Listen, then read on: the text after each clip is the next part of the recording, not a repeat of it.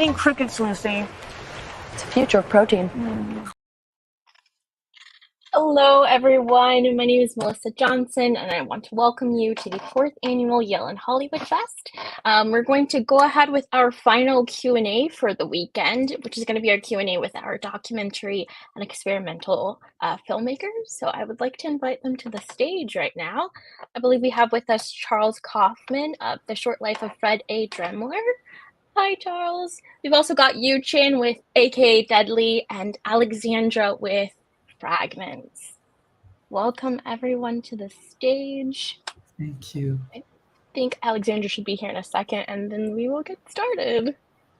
Thank you guys so much for taking out the time to talk with us about your amazing films. We're so honored to have you here today. I know Alexandra was here a second ago, but maybe she'll pop on in a second. But we're going to go ahead and get started.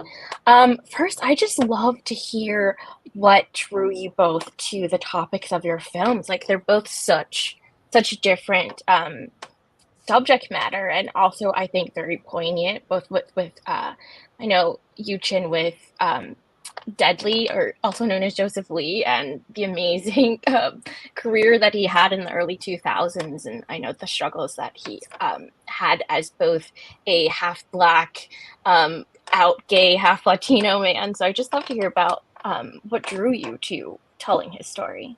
So actually, this film it was I was co-directed with Quentin Lee, and so I know Quentin from a friend, and at the time he was actually looking for an editor to collaborate with him on post. So we had dinner together, and he pitched me this idea and told me a story about Deadly, and I just got so hooked on, and I just couldn't let it go because it's so inspiring. Just hearing his story and knowing the difficulty of growing up as gay.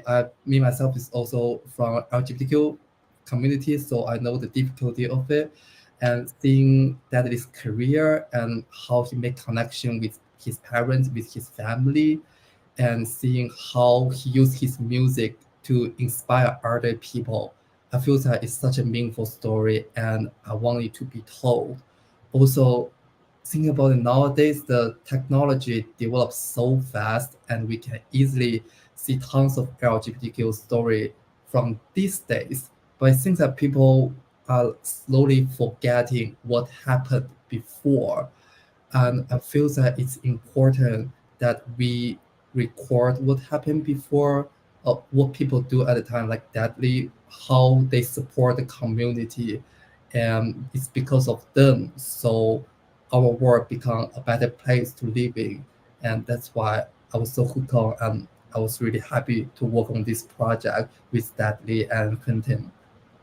Yeah, that's so amazing. I know one of the things that we really prize with the Yale and Hollywood Fest is just diversity and representation, and making sure that these stories that weren't told before get to be told again. So, oh, actually, we've got Dudley joining us as well.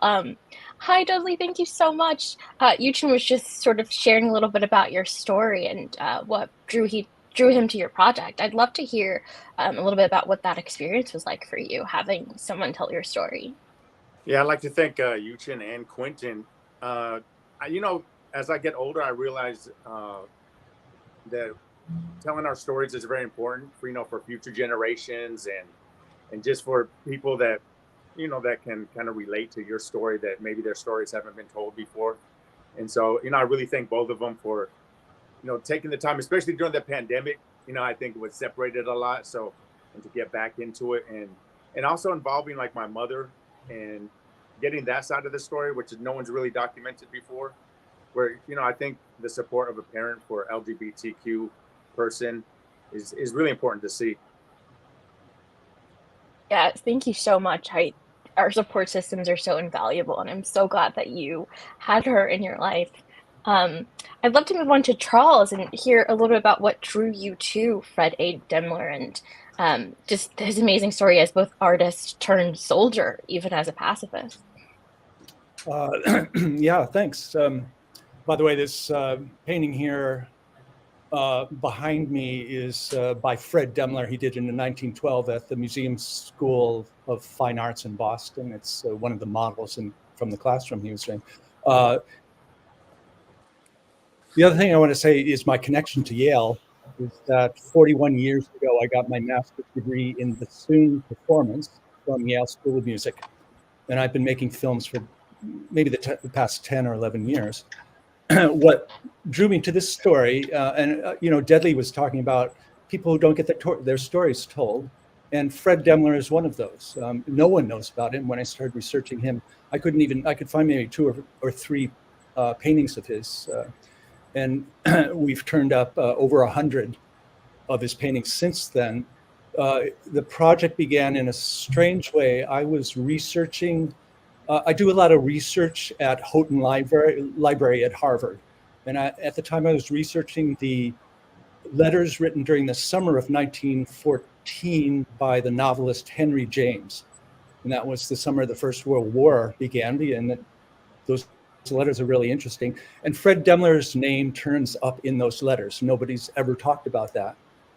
And Henry James did not like this young artist from Pittsburgh for very interesting reasons, which will be in the film eventually. That's how I got into it. But I just want to say that this is, it's a huge project that I'm doing now. What you saw was just a tiny bit of it in The Short Life of Fred Demler. I'm in post-production actually making two separate feature films on two fellow students at the Museum of Fine Arts School in Boston in 1910. And one was Fred Demler from Pittsburgh, who was killed in the First World War. He had a short life, didn't realize his dreams. The other one is a Black painter from Charleston, South Carolina, a classmate of Demler's, and that's Edwin A. Harleston. He was a protege of W.E.B. Du Bois. And when he, after he studied in Boston portrait painting, went back to Charleston during the segregation period, was not allowed to exhibit in Charleston during his lifetime. He died young at the age of 49 without seeing his things shown in Charleston, even though he could exhibit in other places. He also founded the first chapter of the NAACP in South Carolina, in Charleston, and served as the first president. So I'm comparing the lives of these two very different young art students who died young, were not able to realize their dreams, painted in exactly the same style, which is called the Boston School of Painting. And it's a really exciting project. I put my contact information in the chat there. If anybody is interested, contact me. Awesome. Thank you so much. By the way, there is a public chat, so we may be taking some questions later on if we have time. But I also was just wondering, like, the process of documentary and experimental filmmaking is such a special one when it comes to the media. And I was just wondering, and we can just sort of go through everyone, were there any particular moments that really surprised you or you found particularly disturbing or moving as you were delving through these stories? Yuchen, we can start with you. Yes, this is the first time I make a documentary film, and I would say it's really a challenge, but also I really loving the experience. Also, one thing I realized when I was making this documentary, okay, let's say this. I remember the day Quentin, firstly, Quentin made a lot of interview with Dudley before documentary was made to know about his story, and after all the interviews, he prints out the transcript and send it to me so we can read the story together, and we build a film together. I remember when I got the transcript, I think it's like over 100 pages. It's like massive. And I was like, oh my God, that's a lot.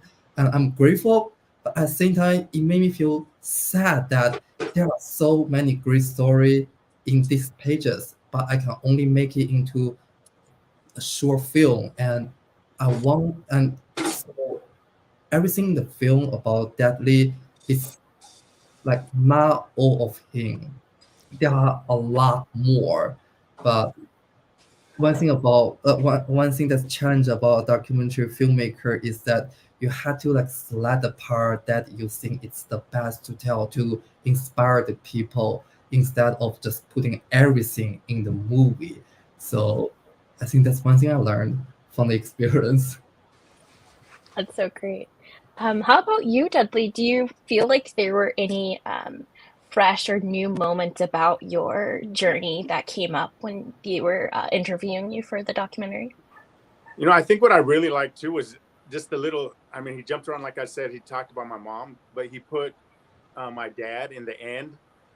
And you know, I took care of my dad his last like 6 months of life during his cancer battle. And you know, I hadn't really spoke to him for probably over 20 years. So just him including my dad in the very end, it just kind of brought the whole story, you know, full circle in a way. And I think that's important. You know, I realized that life is so fragile lately. My mom's just had a health scare lately too. So just even seeing her put in that documentary, I think all that is important just because it just makes you full rounded and what Yuchen did too. I think he kind of brightened the story because I think sometimes you can make the LGBTQ experience kind of dark and sad, but there's so much light to it. And that's what I appreciate what he did. And Quentin is just kind of showing that there's more light to it than anything. And we want to thank Yes. you to share your story. It really means a lot. Thanks, Yuchen. Thank you both so much. And as we're closing up on time, we'll just end with Charles. And if there were any really particularly moving or disturbing or surprising moments that you had during your process. Oh yeah, I mean, many. I mean, first of all, when you're interviewing so many people, I've done about 50 interviews in this project. And occasionally someone will tell something very personal and moving. You saw a little bit of that in the Fred Demler film, but also doing the research to know that somebody might have a lost painting, whether it's by Fred Demler or Harleston, and I'll pursue that. I'll email them. I'll search Facebook for names. I'll find a granddaughter. And they'll say, "Oh yeah, we've got that painting up in our attic." And to make that discovery is really, really exciting. And the last thing I'd like to say is going to the battlefield in Belgium to the exact spot. I think we found it where Fred was mortally wounded, and with the help of the Belgian people, the historians there, that was really moving to be on that spot. Actually, we were at the same hour on the same day, early in the morning when that battle occurred. And it's stuff like that that really makes documentary filmmaking rewarding. Oh, that's so beautiful and moving. I just want to thank you all so much for hopping on and letting us take a little peek behind the curtain of your filmmaking process. I hope you guys are able to stay and watch the award ceremony and continue celebrating the rest of the filmmakers with us. Thank you so much. Thank you I so think much. Thank you. Bye. You guys have a good one. All right, so now that we've concluded our Q&As for the week, we are going to move on to our award ceremony. And I am personally really excited and honored to be presenting our first award for the evening. This is going to be our inaugural Career Achievement Award, and it is going to a Yale alum whose career has actually profoundly affected my own creative journey. He's known for writing and producing on amazing television shows like the hilarious Brooklyn Nine-Nine, Never Have I Ever, which everyone in my all-female Yale alum writers group agrees this is the type of show we wish we had when we were growing up. And then, of course, the enigmatic and fun and edgy portrayal of Ivy League life, the sex lives for college girls. So please join me in welcoming and congratulating Justin Noble for the Career Achievement Award.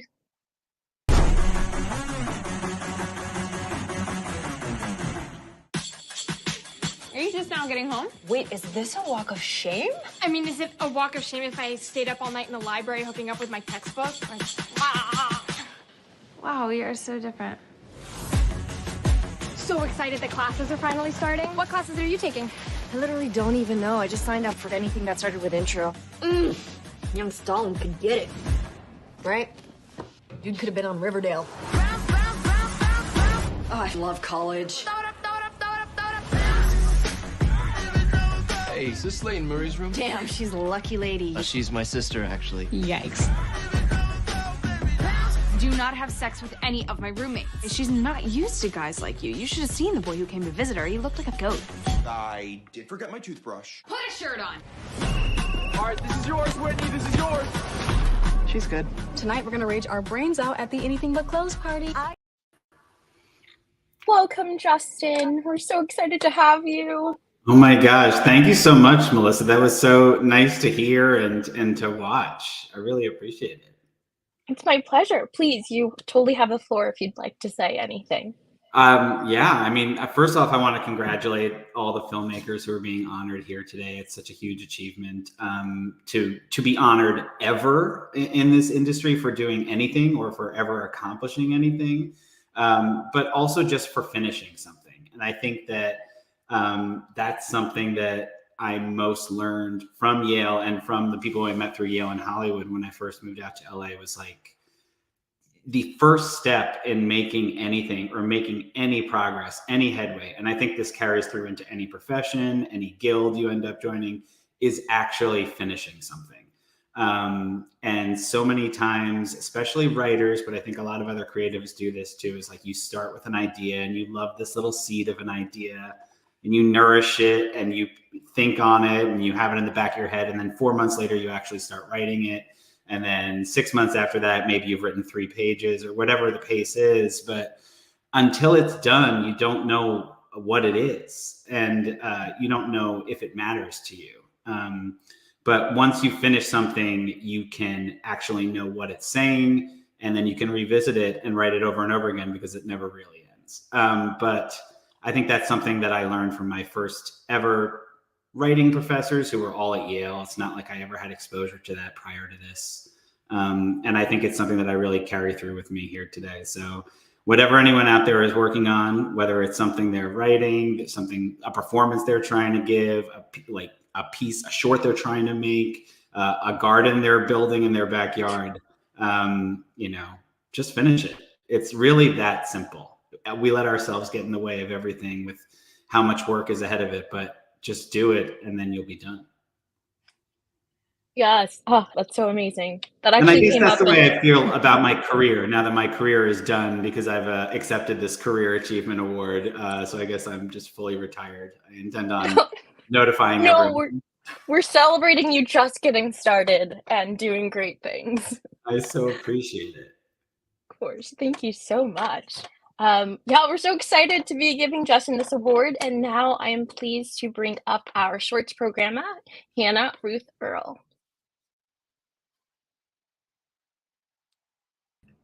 Thank you so much, Melissa. I have the honor of introducing our Visionary of the Year Award and introducing Corey Finley.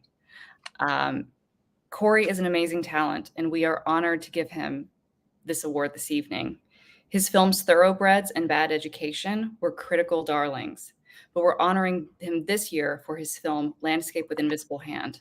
This also pushed the limits of American indie cinema with both its excellence and its artistry. I had the privilege of meeting Corey when we were both students at Yale, and I was struck even then by his genuine respect for other people, his spirit of collaboration, and his striking talent. Those traits are an incredibly rare combination, and that is why we are delighted to give Corey the Visionary of the Year Award this evening, and we cannot wait to watch the next step of his career. So Corey, please join us. Human culture. By being your husband? My pretend husband. Do you have to have sex with it, or? That is disgusting. It doesn't even have the equipment for that. Welcome home, son. Come give your father a hug. That thing is not my dad. None of us were prepared. Now we just have to adapt. With our technology, humans can enjoy a new era of prosperity. It's not real food. They print it. Do you want me to cut that for you? We would rather live in a cardboard box than be some gooey coffee table's bitch. Take the paddles down! Disrespecting me. Look around the world, and it seems like a place anyone would want to be. At some point, it starts being domination. Deep down in there, they have hearts. I know they do. My literally think they don't have circulatory systems, period. I don't know what to say to him. Landscape with invisible hand.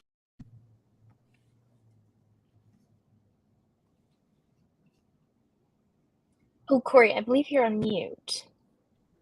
Thank you. Can you hear me now? Excellent. Thank you so much for having me. It's such an honor to be here. I'm a much less skilled extemporaneous speaker than Justin, so I'm going to read some prepared remarks here. But thank you again. So thank you so much to Hannah, Quentin, Melissa, and the rest of the Yale and Hollywood team. And a huge congratulations to all of the other wonderful and talented honorees. I'm tremendously honored by this award. I count myself incredibly lucky to have been able to make this film, as I felt with every project I've directed.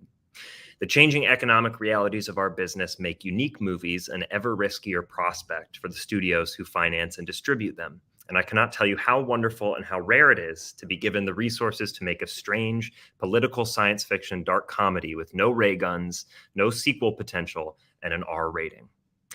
My time at Yale gave me so many of the creative tools that I still use today. I learned an enormous amount from my wonderful professors, but just as much from my peers. When I was on campus, and I hope this is still the case, any student could apply for a small chunk of cash from the Sudler Fund to put up any performance they could imagine. With a huge and varied group of student collaborators, that meant I got to fully mount the first full-length play I ever wrote, act in a dozen others, and create site-specific theater pieces in dorm rooms, off-campus houses, and chapels all over campus. That spirit of self-starting creativity and learning by doing would fundamentally shape who I am today. And many of those classmates I grew up with remain my closest friends, confidants, and collaborators. I feel far too inexperienced to be dispensing sage advice, but if I can offer any guidance to young filmmakers, I would simply say, try not to calculate too much. There is no tried and true way to make it in this business, and even the smoothest path will be paved with endless rejection. So try to tell stories that get you excited, or imagine an audience of your friends and supporters. Try to delight them and to delight yourself, not to scheme and strategize your way to a commercial hit. If you can look back on a day of writing or shooting and think to yourself, that's not bad, then you've already won. Thank you once again. I am so thrilled and humbled by this honor. Thank you so much, Corey. We're so honored and thrilled to have you here and your amazing work. I think we're going to move on to the rest of the awards for the evening. I would love to bring up our head juror for the comedy and dramatic shorts and my personal shero, Robin Lee. Hello. Like personal shero, I like that. Hi, everyone. Good evening, or good afternoon, or good morning, depending on where your location is. It is my pleasure to announce the awards for the short films competition. So this year, we received numerous submissions featuring a variety of unique narratives. It was such a compelling selection of short films that we had no choice but to break them down into 3 separate categories: Best Comedic Short, Best Dramatic Short, and a special jury prize. This year's Best Comedic Short award goes to an imaginative film with an unconventional story, a strong point of view, and standout art direction. You will likely never look at a trip to the supermarket the same way again.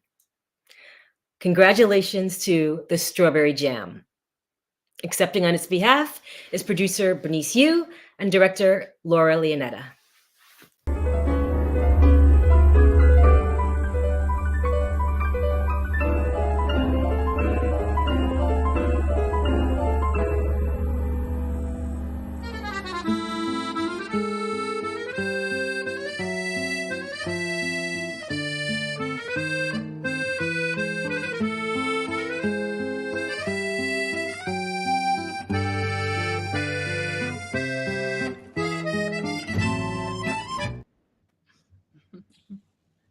Thank you, Robin. Thank you so much, Robin. Thank you so much to Yale and Hollywood for this tremendous honor. My name is Bernice Yu. I'm a 2014 graduate of Yale Law School and producer and production counsel on this film. Every festival acceptance and every accolade is super gratifying, but this one feels especially special because for me, at least, making the Strawberry Jam has been a journey that has always been closely tied to the Yale community. The creative mastermind behind the film, Laura Lainetta, who's joining me here, writer, director, producer, EP, and many other credited and uncredited roles for the Strawberry Jam, is my dear friend and roommate on Dwight Street for all 3 years of law school. And throughout this journey of making the Strawberry Jam, we've also been supported by so many Yaleys throughout the process. Jan Fogner, EP, who believed in Laura and this project and this vision from the very beginning. Samson Masele, EP, whose support was invaluable to our ability to finish the film in post and who has also cheered us on in person at several points during our festival run. Piotr Brzezinski, co-producer, early supporter, who also critically introduced us to one of our stars, Julian Morris, who you saw in this clip just now. Alex Watley and Daniel Weisfield, co-producers, gave us early feedback and really were with us the entire journey. And Haran Tay, co-producer, who with her husband also lent really critical support during our time of need in post. So as you can tell, we really could not have made the Strawberry Jam without our Yale family. Finally, as you all know and have lived and breathed, it really takes a village to make a film. And if we had to award an MVP for the Strawberry Jam, it would have to be Xinhua Wang, our phenomenally talented composer. Shin really joined us at a time when we really needed to have a very strong score finished, and she really hit it all out of the park. So we thank Shin so much for her contributions. And thank you again for this honor. It is really special to be accepting it with our Yale family here. Thanks, Bernice. Thank you. Yeah, I couldn't presume to add anything to Bernice's. Thank you. Thanks, guys, and congratulations. So there was some stiff competition in our dramatic short selection this year, with an array of powerful voices and innovative filmmaking. Among them, one project stood out for its beautiful direction, poignant storyline, superb casting, and emotional complexity and warmth. The winner of Best Dramatic Short goes to Lemon Shark. Accepting on the film's behalf is filmmaker Kate Nowlin.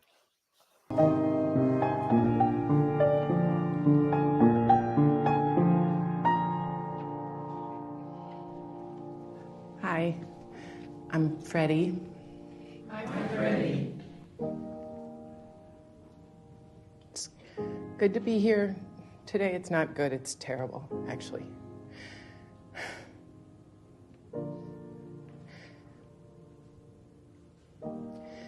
But it's good that we're honoring Kelly's life.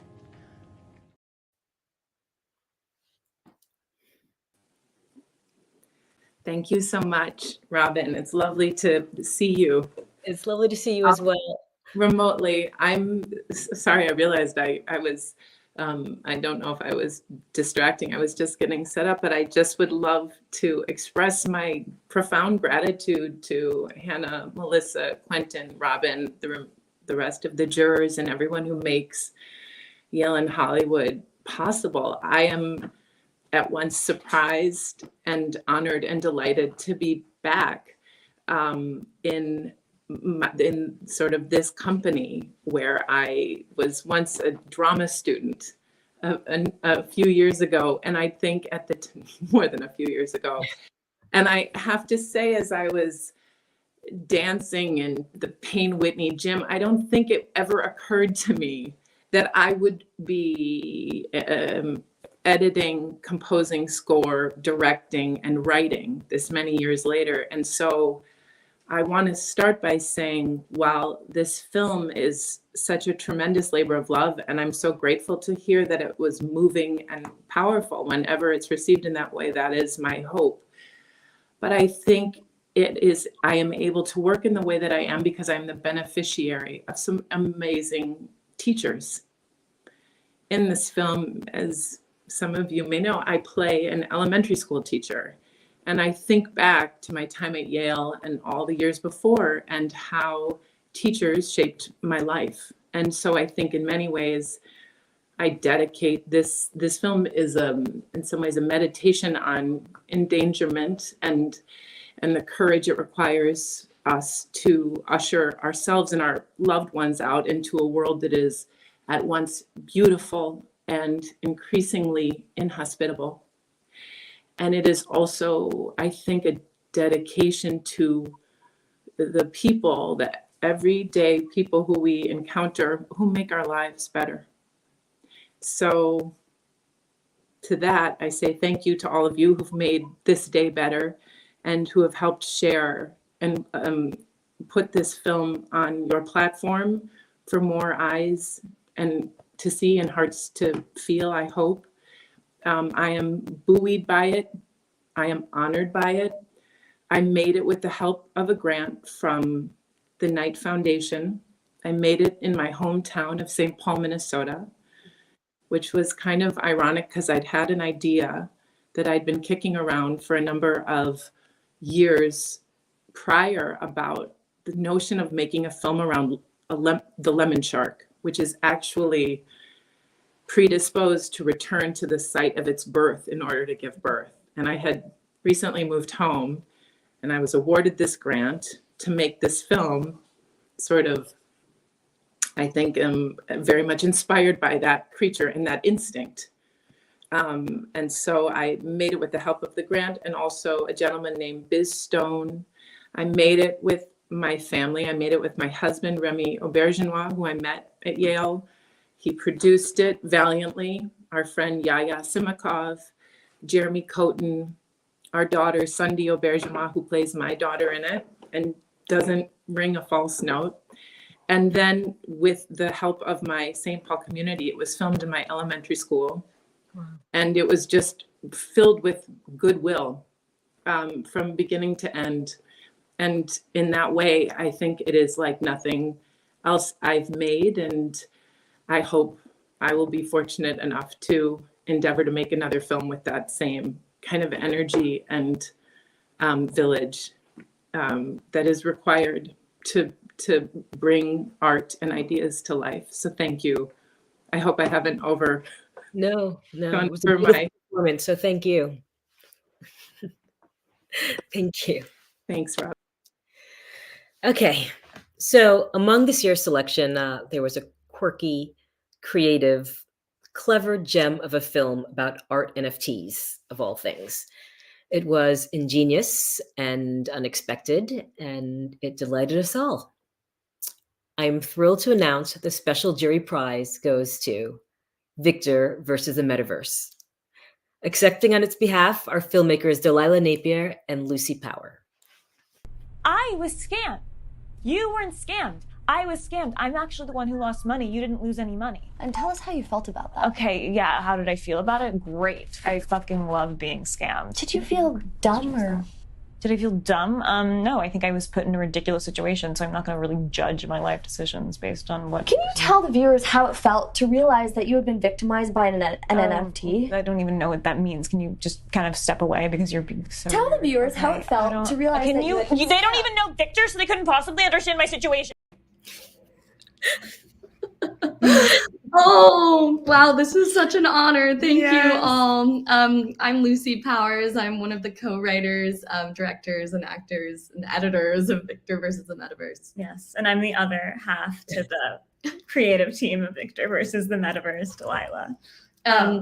We made our first project at Yale together. Yeah. We met as freshmen in theater studies, and by senior year, we had made our feature film for our senior thesis, which Yale and Hollywood was so nice and supportive of to honor several years ago. So this festival is like a very warm place in our hearts, just because it was during the pandemic where our feature film was honored here, and we made so many amazing connections. In our film, we kind of also talked about the feature film we made as students.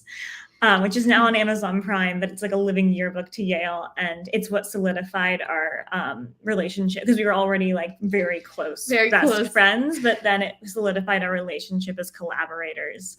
And so we love, and now this is our third film project together. Exactly. And we continue to write and create almost every day. So it's so special to be here. And we're so glad you enjoyed it so much. I mean, it was truly like a wild roller coaster to make. And we continue to just really love seeing audiences' reactions and to make people laugh at the inevitably satirical NFT world. Yes. It was wonderful. It was really a treat. Congrats, guys. Thank you so much. Thank you, ladies. Thank you so much, Robin. We really appreciate you. In the bed. Have a good one. Good night. And now I am pleased to bring up and invite to stage our head juror for the Documentary and Experimental Forum, Elizabeth Greer. Hello. Hi, Elizabeth. Welcome. So nice to see you, Melissa. How are you?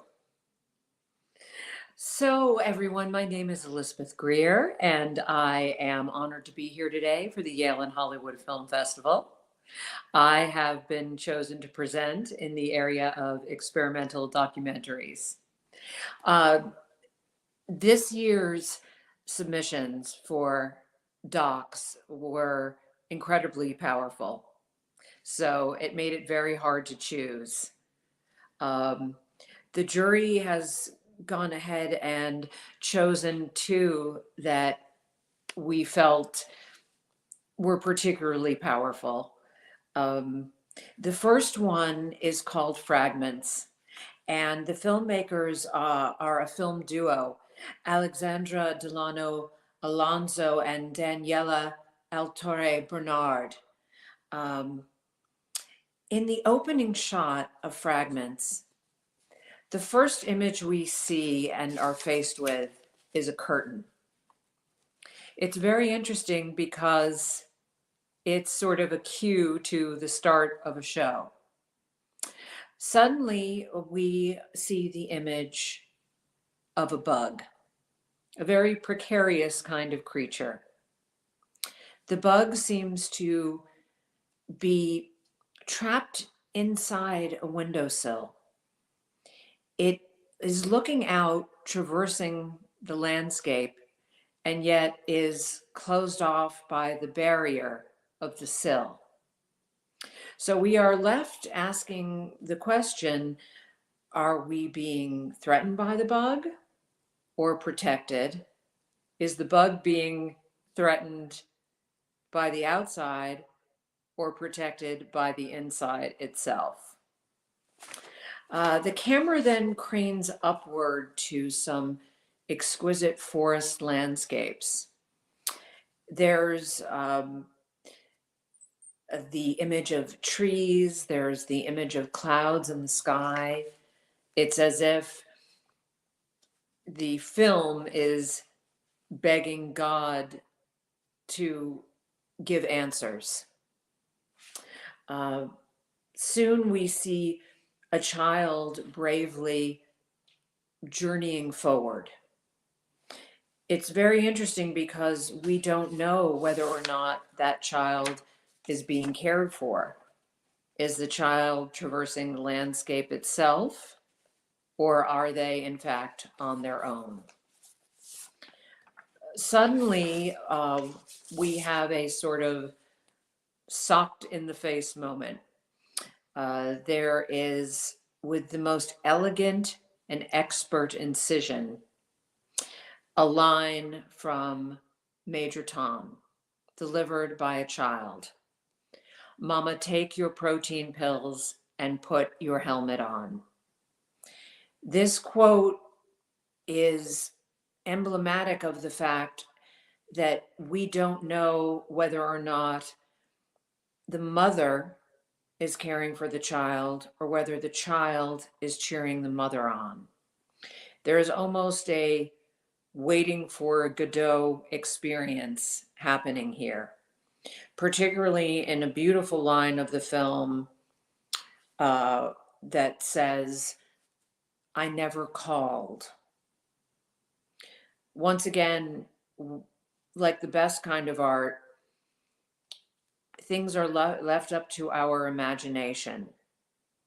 Who never called? Is it the mother that never called? Is it God that never answered the call to the apocalyptic scenario? The apocalypse being that there are cases of people who have fallen ill with numbers rising. We don't know exactly what the disease is or what the call to action is, but we know that something is amiss and that we are somehow all in this together. There's a beautiful image of a sort of a blackout, and then we see a sliver of a moon, as if to suggest that there is some dawn after the dark. There's endless rainfall that happens in another stunning shot. Are we being cleansed or are we being drowned? It's hard to tell. Photos are strewn about the earth. People in precarious positions. We are left to fill in the blanks again with our imagination. Who are these people? Are they alive? Are they dead? Are they the past? Are they the present? What's so interesting is the film keeps getting deeper and deeper under your skin. And it comes to a place where there's a certain freedom in knowing that no one is in control and that we are all in this together. I found this film to be elegantly shot with exquisite images that were carefully chosen. I found a certain musicality to the editing and a certain bravery that is unparalleled. A ver, ¿cómo cantas?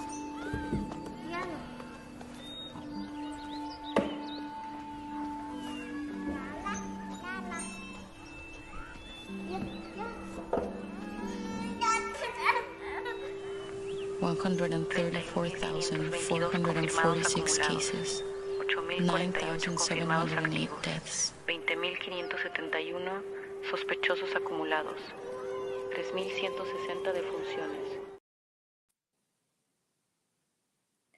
That image is so exquisite of the child's back moving out into the universe. As a mother myself, I have to say that I got very choked up. Your film is absolutely exquisite. It's brave and it's so elegantly done.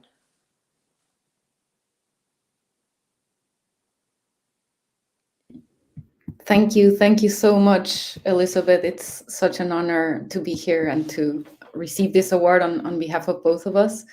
I'm so moved by your beautiful words and your way of feeling our film so deeply. I was at Yale 20 years ago, and it shaped my life in so many ways. So it's really special to be here today.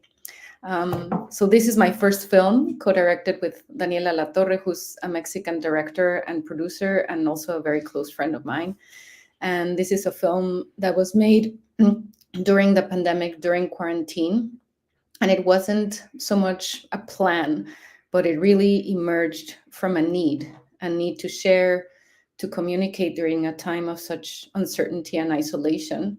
And it was a very open and experimental process. It started with me sharing a set of photographs of trees and a text that I was writing that emerged from my daily walks in Queens, New York, which later became a poetry book. and Daniela taking that text and those images as inspiration for her own way of documenting her walks and her experience of quarantine in Mexico. You hear our children, the voices on the radio, the traces of conversations. And we made that film over a couple of months without being able to be in the same space together, editing it at a distance. And at the same time, we found in the making of the film a space that connected us. And now watching it 3 years after the COVID-19 pandemic started, it feels different. And at the same time, it's such a special place to return to. It's not just a reminder of a challenging time and the losses that are painful, but also a reminder of a very unique pause that allowed us to listen to ourselves, to our children, to the trees, to the sounds around us, to observe our everyday and the world around us so differently, to find new ways to connect to each other and to challenge what we understand as normality. We hope that people who watch it will find here a space to grieve, a space to remember, and a space to breathe. And we are so grateful for your consideration, for your words, and for this award. Thank you so much. I'm so delighted to be here with you, and I'm stunned that it's your first film. I'm absolutely stunned. Like I said, the elegance is unparalleled. So now we are going to move on to another film that interestingly has many of the same themes. It's Quentin Lee and Yu Chan Fang's documentary on the legendary rapper Deadly. Once again, we have the matter of a child and a parent, who is taking care of who, and an affirmation of life. I kind of remember the first time in Denver. I was probably in kindergarten or something. I remember he just showed up out of the blue, and I see this big guy, because he was a big guy, bald head, like me, but a big, muscular dude. And my mom's like, "That's your dad." And I was like, and I remember right away not liking him because I had a little troll doll. My dad saw this troll doll right away, and he's like, no boy should be playing with troll dolls.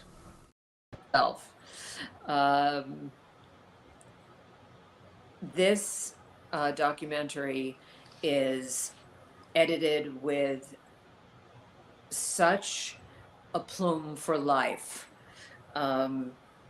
The images that were chosen here are chosen with an expert eye. We come upon images that are in black and white and are in color. And there is once again a sort of a sock in the jaw moment to every beat in this film. The musicality to the edits are unparalleled. We see the journey of a man who is literally nothing but the manifestation of all things love, trust, and heart. There are edits that are made with the precision of an expert surgeon. Shots that come across us of live color videos, and then we go into the sort of emptiness of something like an almost emptied out playground. We zig and zag from image to image. There is incredible timing going on. We see the image of Deadly's mother, and then in a very loving photograph, and then we're suddenly assaulted with him under the sand, as if suffocated or buried. We see a huge heart beaming, and then we see someone giving the camera a finger. The in-your-face statement of the Homo tour, the bravery there, to listen to your own voice. I mean, I'm actually getting some chills right now to listen to your own voice and know that deep inside you, deep inside your marrow, is the answer. We fall madly in love with Deadly on Deadly's journey, trying to find the love of his life, embracing a gentleman at first blush, and knowing that this would be his soulmate. Uh, the fact that Deadly had a father who dismissed him entirely because of the love he had for his doll,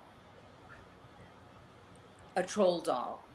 And then the jump over to seeing Deadly take care of his father in hospice with the most exquisite care and make amends with both of his parents. A mother who seemed to love him desperately, but be unsure about the right way to go.